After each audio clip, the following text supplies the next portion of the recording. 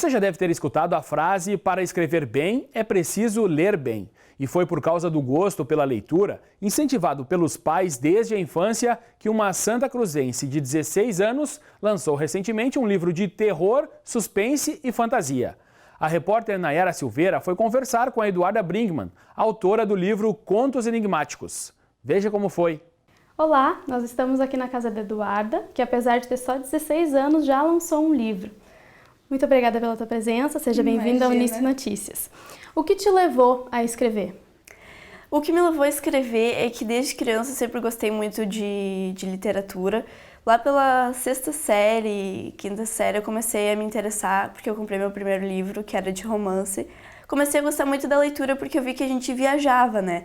Viajava lendo, entrava em outro universo, e daí eu quis criar o meu próprio universo, comecei a escrever uma história, e terror era algo que eu sempre gostei também. Quando a minha mãe assistia os filmes, ela não me deixava olhar, mas eu dava uma espiadinha assim, e daí eu juntei essas duas coisas para poder viajar, e comecei a escrever. E qual que foi a importância da tua família e da escola nesse processo de publicação do teu livro? A minha família sempre me apoiou bastante, meus pais sempre me apoiaram em tudo, inclusive no livro, e eu acho que eles estão bastante orgulhosos. Os meus professores me deram assim, uma participação de incentivo também na criação do livro, e eu acho que o conhecimento que eles me passaram foi bom, me ajudou bastante na hora de escrever. E como que tu incentivaria jovens e crianças que gostam do mundo da leitura e que gostariam de levar isso para a vida deles? Bom, agora eu estou recentemente com esse projeto, né, que eu estou passando nas escolas para mostrar o meu livro, incentivar, e daí eu pretendo mostrar para todas as crianças como é importante o estudo para que a gente consiga realizar os nossos sonhos, para conseguir escrever, para conseguir ler melhor. Então, eu acho que eu tendo publicado esse livro e estando indo nas escolas, eu acho que isso já é uma grande parcela. E como que foi a criação dos contos em si, desde quando tu começou a escrever? Os contos mesmo eu comecei em 2013, porque havia uma competição de contos no Facebook, que era uma página que estava promovendo, era uma página de terror, e daí eram tipo 100 mil likes que a página tinha, e eles iriam escolher 6 contos para serem publicados e ganhar um livro autografado. E daí eu me inscrevi e mandei um conto para lá que era um livro antes, que é o primeiro conto do meu livro, Obscuro. Antigamente era uma ideia para um livro. Eu mandei e fiquei entre os 6 melhores, e daí eu percebi que talvez eu teria vocação para contos e continuei escrevendo. E qual leitura, além do teu livro, tu indicaria para essas crianças que estão iniciando no mundo do terror? No mundo do terror, eu indicaria Bruno Godoy, O Grito Vermelho, que é mais um caso policial.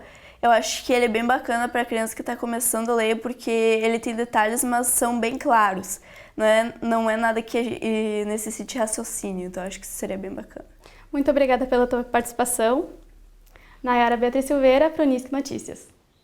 O livro Contos Enigmáticos, de 72 páginas, custa entre R$20 e R$25 e pode ser adquirido no site clubedeautores.com.br. Desde o começo do mês, o Unisque Notícias está mostrando a série Senhores do Campo. A produção, de Luiz Adorna, traz histórias de homens que passaram a vida trabalhando na agricultura. Hoje é a vez de conhecer Reno Mas, produtor de linha palmeira, interior de Candelária.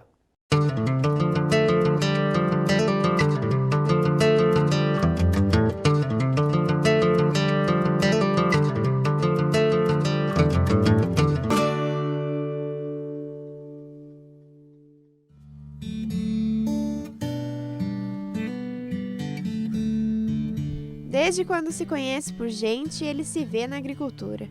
Hoje, ainda continua a observar o campo e a ajudar nas plantações. Essa é a vida de um homem que cresceu em meio às lavouras e hoje incentiva seus filhos a continuar. Meu nome é Reno Nilvo Mas, estou com 65 anos e estou na agricultura desde o tempo que me conheço, desde 10, 12 anos. A prática da agricultura vem de geração em geração. Olha, nós continuamos no mesmo ritmo da agricultura, sócio com meus filhos, naquela época era com meu pai, né? Trabalhamos junto a vida toda, eu e o pai.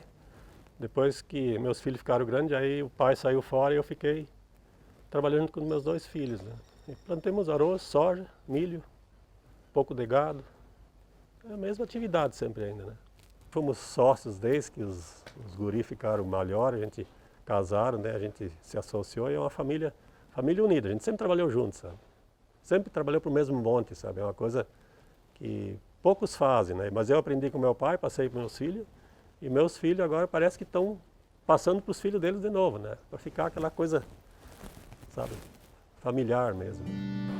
Reno ainda trabalha, mas não apenas para ajudar os filhos. É aqui em Linha Palmeira, interior de Candelária, que Reno Mas segue os passos do seu pai. Trabalhar para ele não faz bem apenas para o bolso, mas também para a sua saúde física e mental. Eu sinto prazer em trabalhar, muito prazer. Eu sempre gostei, né? Não trabalhar muito, né? Dentro do ritmo, né? Mas eu sempre gostei de trabalhar, porque a gente se criou nesse, não sabe fazer outra coisa, a não ser trabalhar, né? E é bom.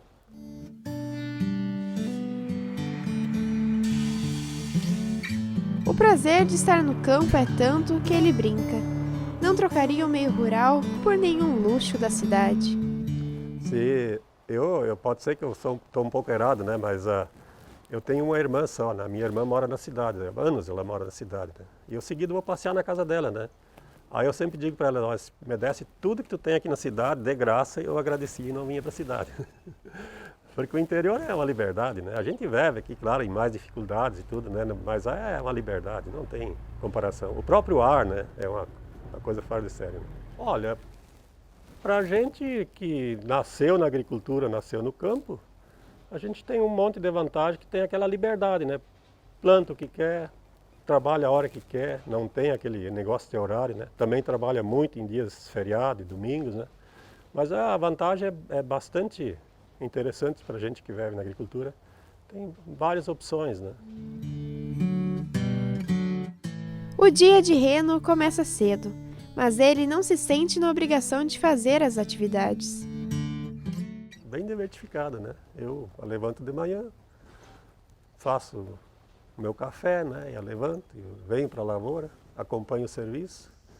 Estou naquela fase, agora faço o que eu tenho que fazer, que os guris dizem, olha, hoje tu faz isso, faz aquilo, né? Então eu acompanho, não sou daqueles que levantam e dizem, hoje eu tenho que pegar um trator, tenho que trabalhar, não. Se falta alguém, eu vou trabalhar no trator, se não falta, eu fico reparando os gados, cercas, essas atividades, sabe, de agricultura mesmo. Né?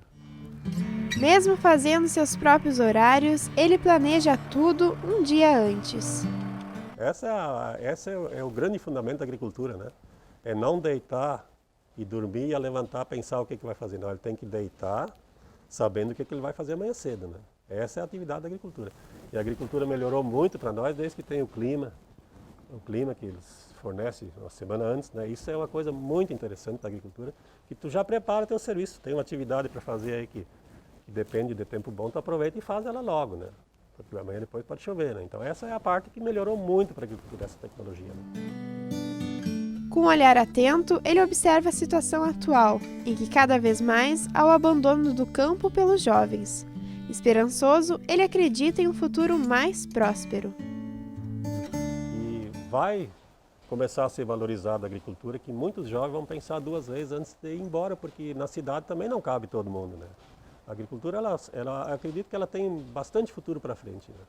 Só que os governos têm que enxergar isso primeiro. Até hoje eles não estão enxergando isso como uma prioridade, né? Eles não enxergam que o Brasil não anda sem agricultura, né? Gostaria assim que a agricultura não precisava fazer greve, simplesmente parasse um ano de plantar, para ver se os governos não enxergavam a agricultura com outros olhos, né? Por isso ele fala, mesmo com dificuldades, os agricultores não devem desistir da vida no campo, mesmo após aposentados. Então a gente vai crescendo assim aos poucos, aprendendo, sofrendo e chegando lá, né? É a maneira que a gente achou de chegar onde a gente chegou hoje, né? A seguir você vai ver como foi mais um encontro da Rede Prosa. Já voltamos!